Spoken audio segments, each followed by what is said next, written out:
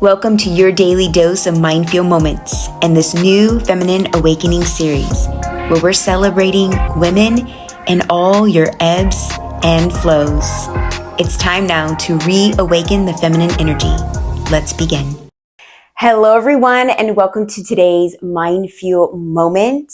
We are right now in our Feminine Awakening series, and today I am bringing back the Oracle deck, Sacred Cycles, for us to play and receive a message. And if you guys are familiar with this deck, you guys know how much I love it. I've been using it now throughout this Feminine Awakening series, and I have other videos as well that I have posted here on the channel using this deck, but this definitely was the perfect deck to play with during our Feminine Awakening series. So what we're going to do is I'm going to start shuffling these cards, and basically we just wait to see what card pops out. And that's the message that we are meant to receive. And so I'll read the message, I'll show you the card. It comes with an affirmation, and it also comes with a journal prompt for us to go a little bit deeper on the message. So with that said, if you haven't yet, make sure that you are fully equipped with a journal, notebook. If you have your me time journal, go ahead and grab it. Grab your pen or pencil so that when the journal prompt comes up, and I'll have it displayed on the screen, you can write it down and take some time to work with the journal prompt and see what comes up for you. Okay, so we got 3 cards. This is the first time this has happened. So what I'm going to do is, because of the timing of the videos, I'm just going to kind of feel which card is really meant for us. Just kind of using my intuition. And that's it's not that one. And that's the whole idea of the Feminine Awakening and tapping into our feminine energy, is tapping in to that intuition that we have within us. When we are on that go, go, go mentality, it's hard for us to tap into our intuition and the natural things that our body and sensations and senses and just kind of those gut feelings are telling us. So when we learn to just slow down for just a few moments throughout our day, throughout our life, we can kind of really tap in to see things with so much clarity and awareness. And feminine energy is all about surrendering and flowing and slowing down. So, okay, it's this card. So let's see what we received today. Number 45 is the cervix. And I'll show you the card. So there's definitely some opening happening. I believe I noticed her eyes were closed. So the whole idea behind oracle cards is just not to have a card pop out and us read from the booklet, which I of course will, but there's also just things on the card that can speak to us and resonate with us. And allow yourself to see what comes up for you. Maybe it's this woman's hair, right? Did you notice that? Her hair is like braided and surrounding her cervix. And her eyes seem to be closed. Her breasts are exposed. And there's not a lot happening on this photo, but yet the expansion is what's really like popping out to me, even though there's not too much other things happening on the card.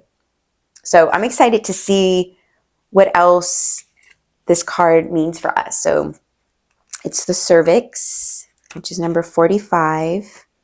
So let's see what comes up. This is under the physical body, obviously, section of the Oracle deck. Okay, cervix. So if you're ready, I'm going to read the affirmation to you so you can write it down if you feel called. I'll read through the actual message and then provide maybe some insight if I feel called to share with you. And then we'll get the journal prompt up on the screen. So the cervix. I know what is best for me. Acting as a sacred boundary and gateway, The cervix protects the sanctum of the womb's space. Located at the end of the vaginal canal,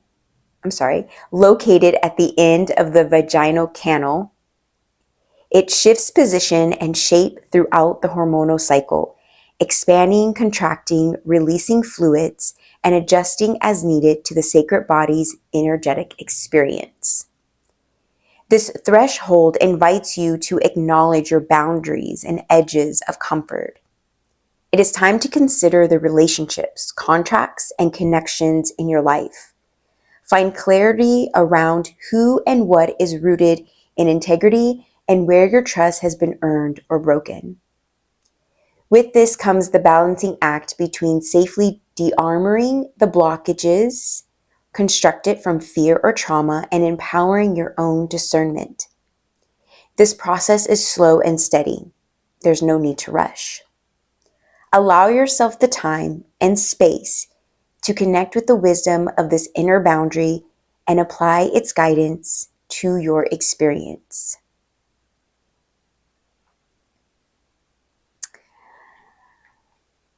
So I feel like what I mostly received from this was boundaries. And the reason why I'm pointing out to boundaries is because, one, this is something that's very hard for people in general, and I think can be hard for women as well, because we feel like we have to take on so many different roles in our life.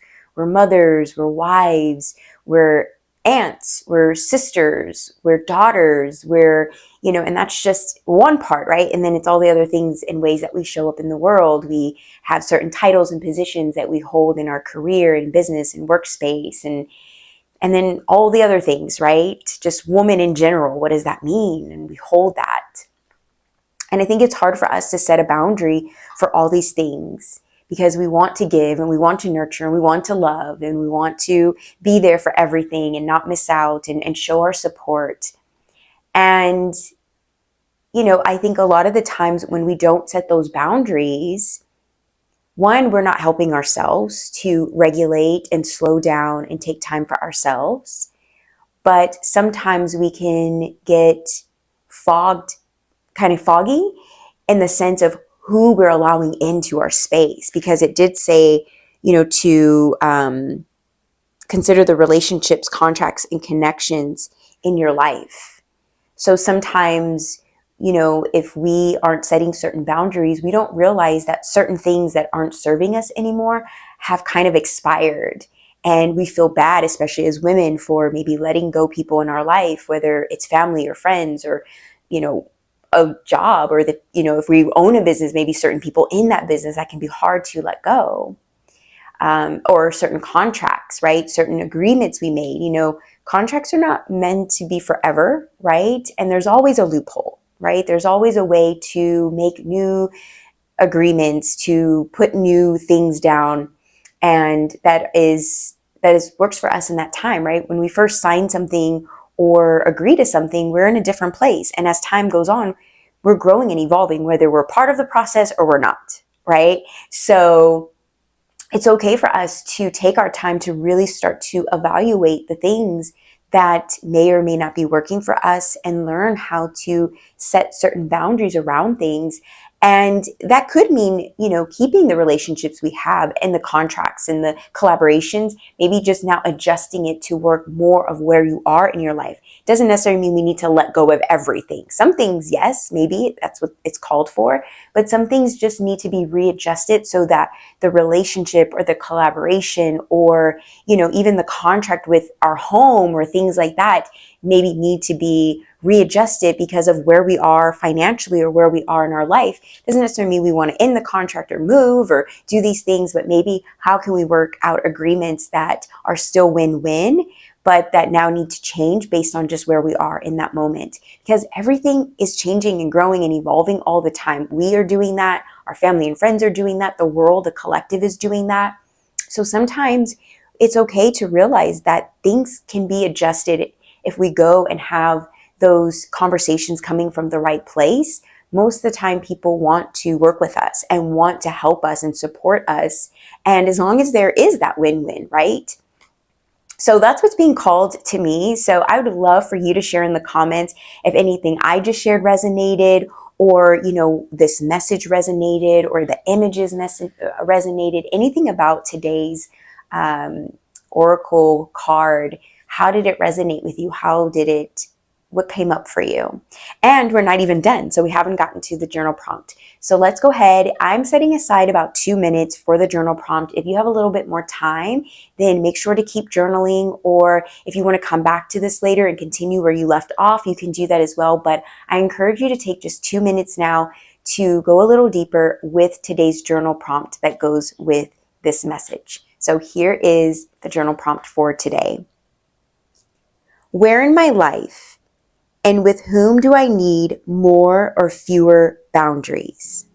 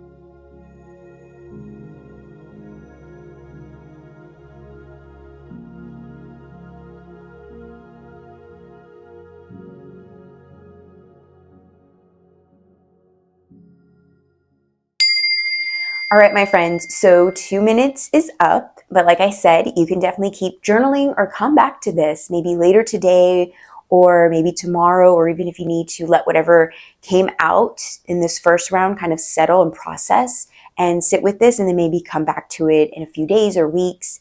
But it was interesting. I didn't even know what the journal prompt was because this is all done in real time as far as the way I'm recording. I obviously am shuffling the cards and making sure that the card is popping out where you can see and be a part of the experience.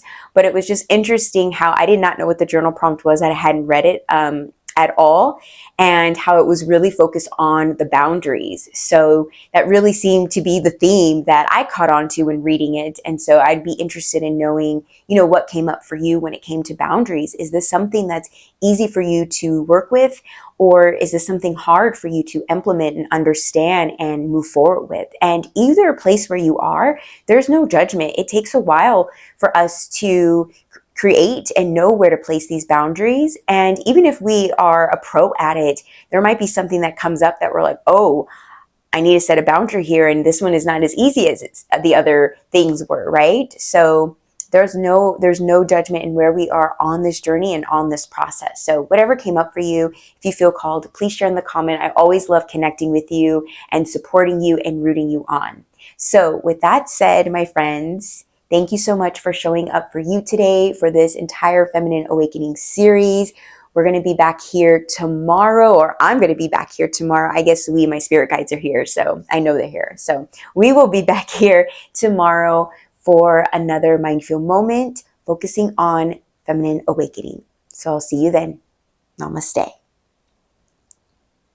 If you enjoyed today's practice and you're not yet part of the MindFuel Motion community, subscribe today for more daily mindfulness.